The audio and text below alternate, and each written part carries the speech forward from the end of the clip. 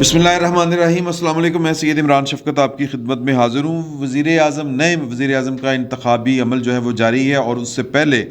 Qasim sorry صاحب نے وہی جو ان کی پارٹی کی لائن تھی اس کے مطابق چلے، اور انہوں نے اپنا ماضی والا قصہ سارا بیان کیا، رولنگ والا، اور کہا کہ جی کہ یہ جو مجھے کابینہ کی طرف سے وہ ڈی کلاسیفائڈ کر کے دکھایا گیا ہے وہ آپ کے نالج میں ساری باتیں، اور آپ کے نالج میں یہ بھی ہے کہ تحریک انصاف جو ہے شاہ محمود قریشی کی ایک طویل تقریر کے بعد اس کے 108 ارکان جو اس وقت ایوان میں موجود تھے انہوں نے اسمبلی سے ریزائن کرنے کا اعلان کر دیا، اور اسمبلی میں کھڑے ہو کے یعنی مطلب شاہ محمود قریشی صاحب نے کہا کہ ہم سب ریزائن کر رہے ہیں، وہ سارے کھڑے ہو گئے، تو اس کا مطلب یہ ہے کہ ایوان کے اندر انہوں نے اپنے ریزائن پیش کر دیے ہیں۔ اب قانونی موش گافیوں میں جس نے جانا ہے اس کی مرضی، لیکن پی ٹی آئی نے یہ فیصلہ کر لیا ہے کہ وہ اس سسٹم کا حصہ نہیں بنے گی۔ وہ جو ایک امپورٹڈ حکومت ہے، جو امریکن غلام حکومت ہے، اس حکومت کو قبول نہیں کرتی، اور اس سسٹم میں وہ نہیں رہے گی۔ اس پر بڑی بحثیں ہو چکی ہیں، اس پر بڑی گفتگو ہو چکی ہے، اور کل جو تحریک انصاف تھی اس کا بڑا زبردست، یعنی کہ جس کو ہم کہتے ہیں کہ لیڈر لیس اس کا، یا کہ صرف ایک کال کے اوپر پاکستان کے تمام تر شہروں میں لوگ باہر نکلے تھے، اور ٹھیک تعداد میں نکلے۔ بڑی خوشی کی بات ہے کہ وہ ایک سیاسی عمل میں حصہ بنے، انہوں نے بڑے پرامن انداز میں اپنے جو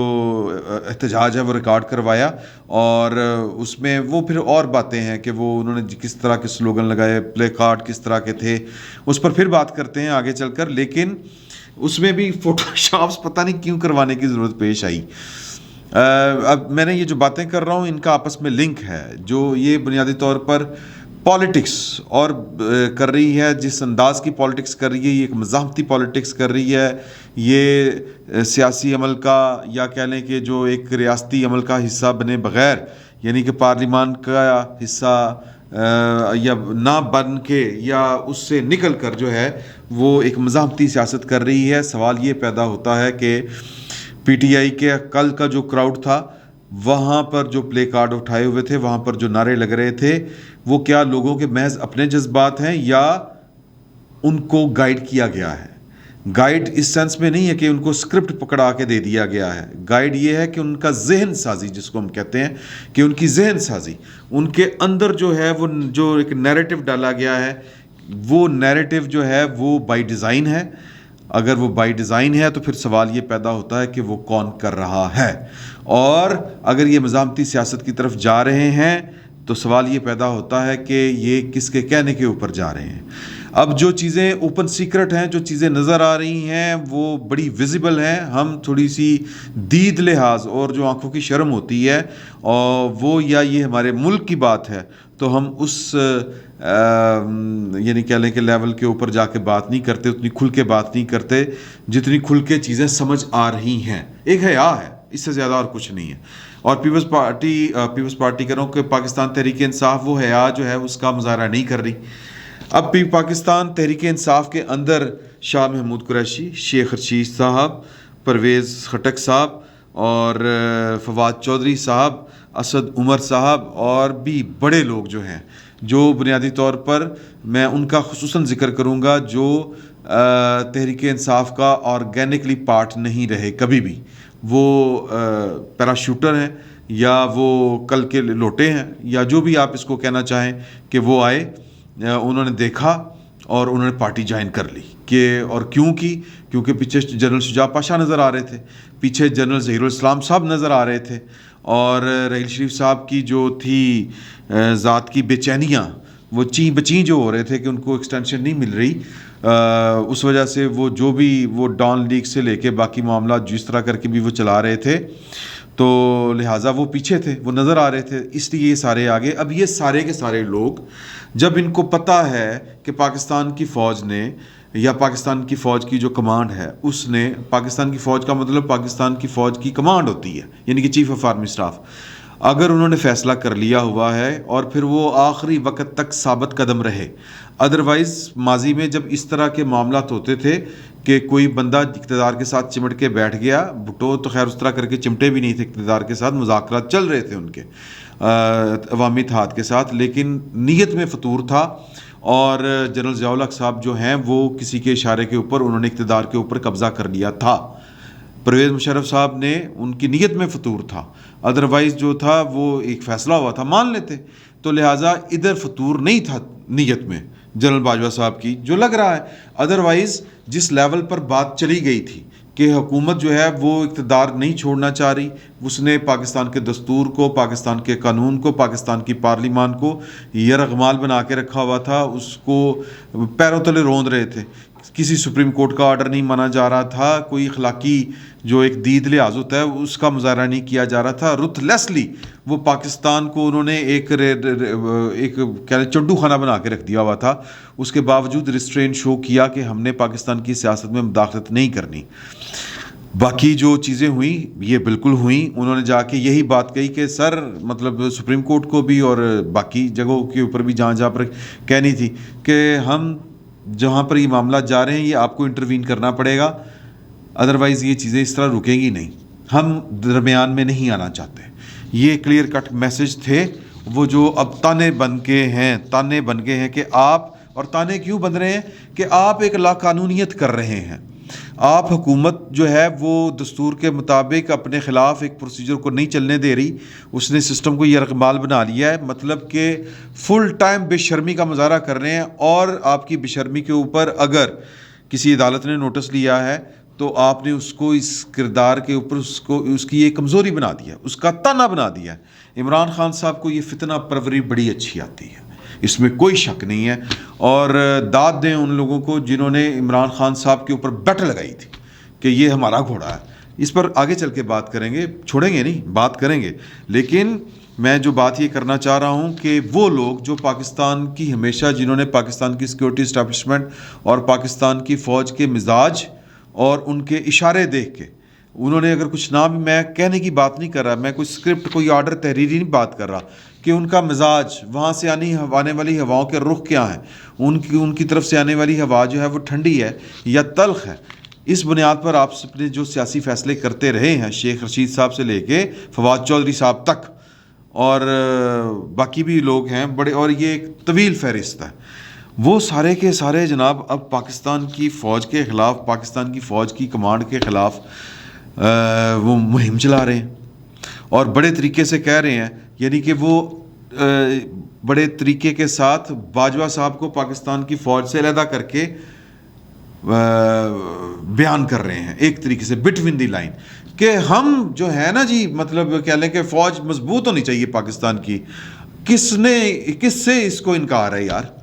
لیکن یہ دیکھیں نا، یہ جو امریکہ کی سازش ہو رہی ہے، تو پھر اس کا مطلب ہے کہ جس نے کہا کہ میں غیر جانبدار ہوں اور میری کمانڈ میں جتنی بھی فوج ہے وہ غیر جانبدار رہے گی، وہ نشانے کے اوپر ہے۔ اور ان کے پلے کارڈ اٹھا کے دیکھیں، جو پلے کارڈ، جو جلسے ان کے، جن کے جلسوں میں جو نعرے لگائے گئے، وہ میسج، وہ جو ہے وہ سوچ، وہ میسج وہ ڈیلیور کیا گیا ان کے ساتھ نا طریقے سے، کہ جس کو ذہن سازی کہتے ہیں۔ یہ کارنر میٹنگز میں جب کوئی ایم این اے، ایم پی اے بیٹھتا ہے، اس طرح کی بات کرتا ہے، خان صاحب کے پیغام پہنچائے جاتے ہیں ان کی کچن کیبنٹ سے کہ او جناب یہ سارے کام باجوہ صاحب کے ہیں، تو پھر باجوہ صاحب کے خلاف پلے کارڈ اٹھیں گے، پھر نعرے لگیں گے کہ جنرل فیض کو چیف آرمی سٹاف بنایا جائے اور جنرل آصف غفور کو D G I S I بنایا جائے۔ یہ لاہور کی سڑکوں پہ آپ نعرے لگوا رہے ہیں، مطلب یہ کمال نہیں ہو گیا ویسے؟ ہے جی، سوچنے والی بات ہے نا۔ تو یہ پھر جو اس وقت مزاحمتی سیاست کر رہے ہیں خان صاحب، اب چیزیں تو میں جس طرح پہلے کہا کہ ہمیں نظر آ رہی ہیں کہ ہو کیا رہا ہے، ہم صرف یہ کہ یار کہ ایک ڈسپلن فورس ہے اور یہ ہماری ڈسپلن فورس ہے، ہم اس کے پولیٹیکل کردار کے خلاف ضرور ہیں لیکن ہم اس کی تنظیم کے خلاف نہیں ہیں، ہم اس کی قوت حرب کے خلاف نہیں ہیں، ہم اس کی قوت وہ جو کیا کہتے ہیں حرب بھی کہنا چاہیے، اس کے خلاف نہیں ہیں۔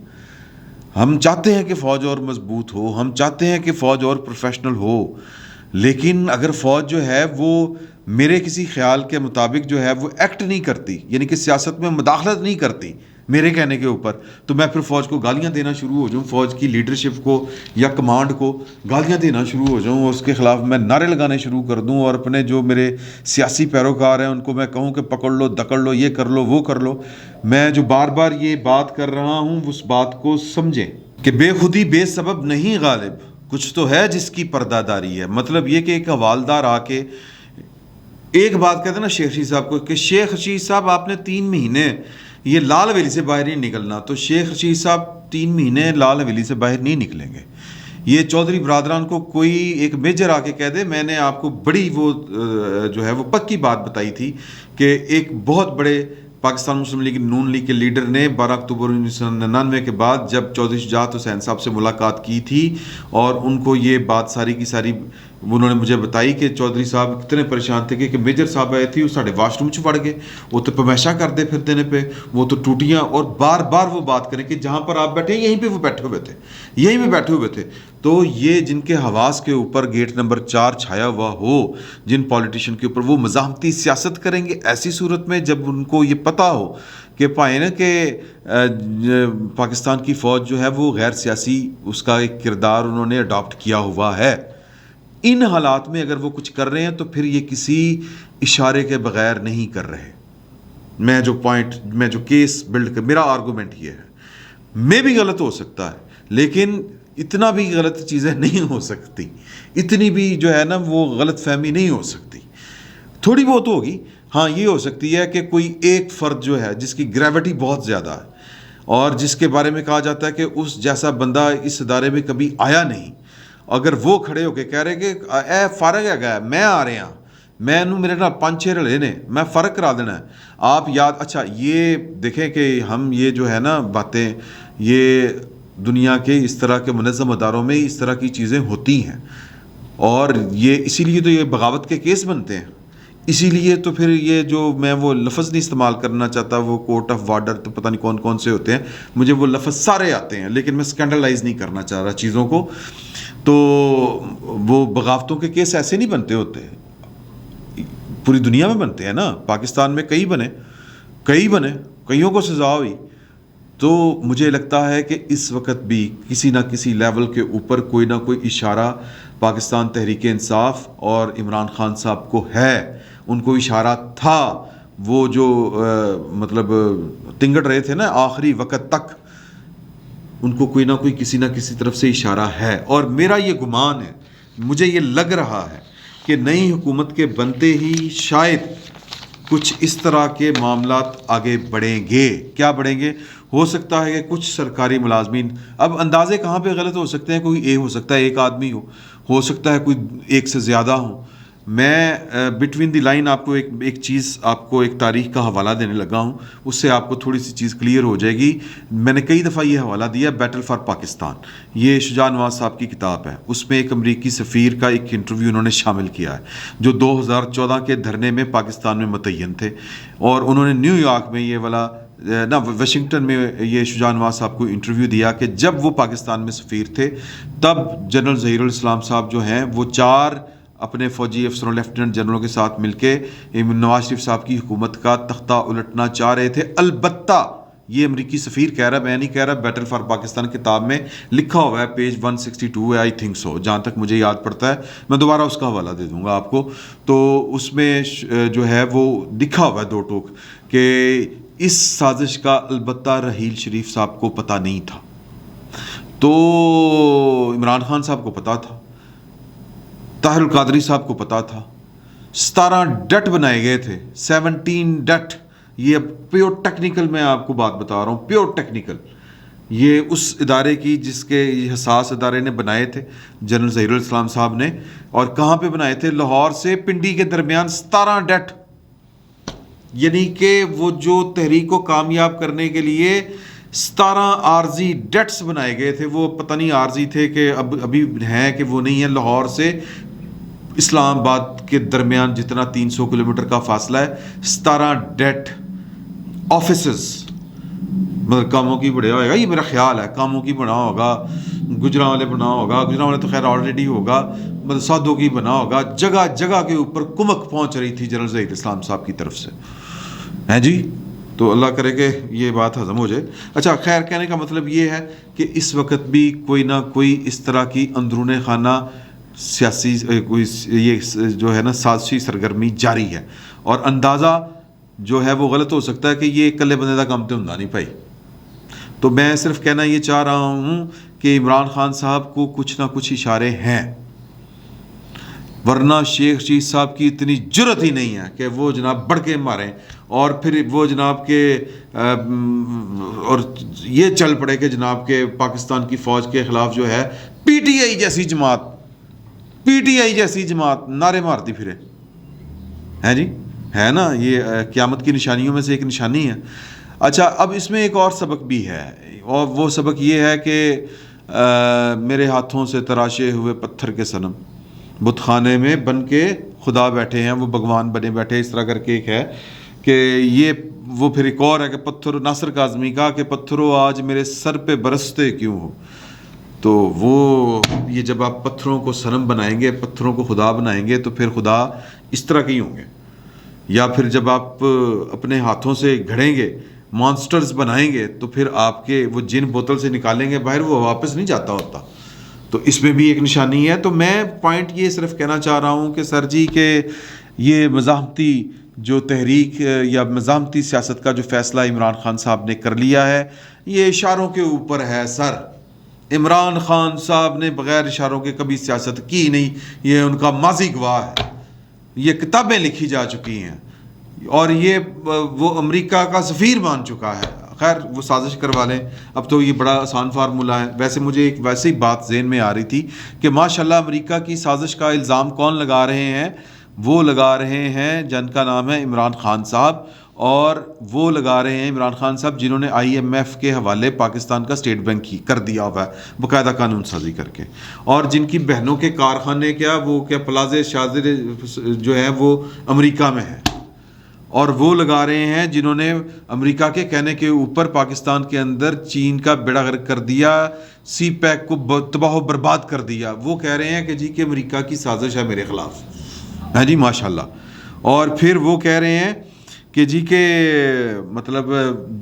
وہ جب تھا نا 92 کا ورلڈ کپ جیت کے آئے ہیں، تو وہ اب وہ وقت آئے گا کہ یہ مطلب پتہ چلے گا کہ وہ وہاں پر کیا طے کر کے آئے تھے امریکہ کے ساتھ. جب وہ اب آپ کی دیکھیں، یہ آپ کی حکومت نہیں رہی، وزارت خارجہ کے اوپر جتنے بھی لفافے پڑے ہوئے ہیں نا، وہ کیبلز، اگر وہ نکلنا شروع ہو گئی تو پھر وہ تباہی اترے گی. ابھی ایک اور میرے پاس خبر ہے، وہ میں آپ کو آگے چل کے بتاؤں گا کہ اس حکومت کا کیا ارادہ ہے جو آنے والی حکومت ہے. تو میں جو وہ اور ہے کہ عمران خان صاحب کے خلاف کس قسم کی کارروائی ہوگی اور ان کا اصل جرم کیا ہے، وہ اگلے ولاگ میں ذکر کریں گے. فی الوقت یہ ولاگ میں اینڈ اس بات پر کرنا چاہ رہا ہوں کہ میری گٹ فیلنگ ہے، میری چھٹی حص مجھے یہ کہہ رہی ہے، ہو سکتا ہے غلط کہہ رہی ہو، کہ سر کے کچھ سرکاری ملازمین کے خلاف کوئی انضباطی کارروائی، کوئی تادیبی کارروائی جلد شروع ہو سکتی ہے. کن کے خلاف؟ وہ جو اشارے دے رہے ہیں عمران خان صاحب کو، وہ جو عمران خان صاحب جن کے کہنے کے اوپر یہ سب کچھ کر رہے تھے، جن کے کہنے کے اوپر جو ہے وہ میڈیا سیل میں پاکستان کی فوج اور پاکستان کے ججوں کے خلاف جو ہے وہ کمپین چلائی جا رہی تھی، جن کے کہنے کے اوپر وہ سرکار پاکستان کے ملازمین ہیں. اور میری چھٹی اس کہہ رہی ہے کہ وہ وقت شاید آ رہا ہے کہ ان تمام، وہ جو ایک ہے، وہ دو ہیں، وہ لاہور میں ہیں، وہ پشاور میں ہیں، وہ کوئٹہ میں ہیں، وہ جہاں پر بھی تعینات ہیں سرکاری افسر، وہ اسلام آباد میں ہوں، واللہ عالم بالصواب، وہ جہاں پہ بھی ہیں، وہ جتنے بھی ہیں، ان کے خلاف تادیبی کارروائی، انضباطی کارروائی، محکمانہ کارروائی ہو سکتی ہے. مجھے لگ رہا ہے کہ شاید ہو جائے گی. تو یہ بڑی ڈیولپمنٹ ہوگی، اور میں اشارتاً سارے ہی آپ کو بات بتا دی ہے کہ یہ کون لوگ ہو سکتے ہیں اور کن لوگوں کے خلاف یہ کارروائی ہو سکتی ہے. فی الوقت اتنا ہی. بہت بہت شکریہ آپ کا.